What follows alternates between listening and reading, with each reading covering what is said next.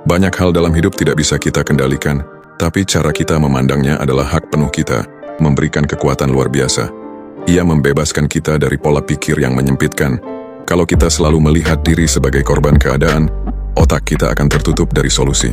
Tapi kalau kita melihat diri sebagai bagian dari sesuatu yang lebih besar, otak akan terbuka untuk bertumbuh. Saat kamu terbiasa mengubah perspektif, kamu sedang memperkuat kecerdasan adaptif. Kemampuan otak untuk menyesuaikan diri dengan perubahan dan tekanan. Di dunia yang bergerak cepat, hal ini lebih penting dari sekadar teori. Ini adalah fondasi agar tetap waras, tetap cerdas, dan tetap maju. Jadi mulai sekarang, setiap kali kamu merasa terjebak, jangan buru-buru menyalahkan situasi. Coba ubah cara pandangmu. Mungkin bukan hidup yang berat, tapi perspektifmu yang perlu diperbarui. Refleksi harian bukan hanya rutinitas malam sebelum tidur. Ini adalah alat untuk melatih kecerdasan emosional dan rasional secara bersamaan. Dan inilah kekuatan refleksi. Ia menata kembali pikiran yang berantakan setelah satu hari penuh aktivitas dan interaksi. Dengan refleksi, kita mengajak otak untuk meninjau kembali keputusan, emosi, dan reaksi yang terjadi sepanjang hari. Bukan untuk menghakimi diri sendiri, tapi untuk memahami pola.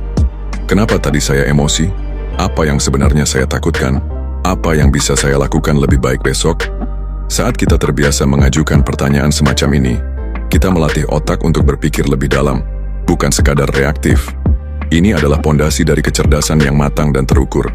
Refleksi harian mengharuskan kita jujur pada diri sendiri, dan kejujuran ini bukan hal mudah.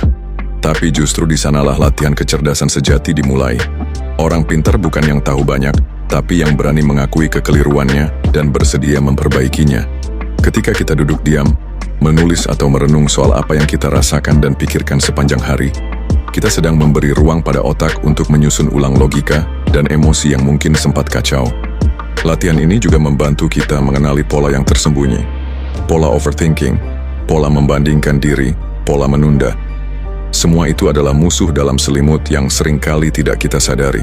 Tapi dengan refleksi, kita menyoroti mereka satu persatu. Otak akan terbiasa berpikir kritis terhadap dirinya sendiri. Dan inilah salah satu bentuk kecerdasan paling tinggi, kesadaran diri. Bukan sekadar tahu sesuatu, tapi tahu bagaimana diri sendiri bekerja. Refleksi tidak harus memakan waktu lama. Cukup 10-15 menit di malam hari untuk duduk tenang dan menjawab 3 pertanyaan sederhana. Apa yang saya lakukan dengan baik hari ini? Apa yang bisa saya perbaiki? Apa yang saya pelajari? Dengan konsistensi, pertanyaan ini akan membentuk jalur berpikir yang lebih jernih dan tajam. Otak akan terbiasa mengevaluasi tanpa menyiksa, menilai tanpa menjatuhkan, dan berpikir tanpa terburu-buru.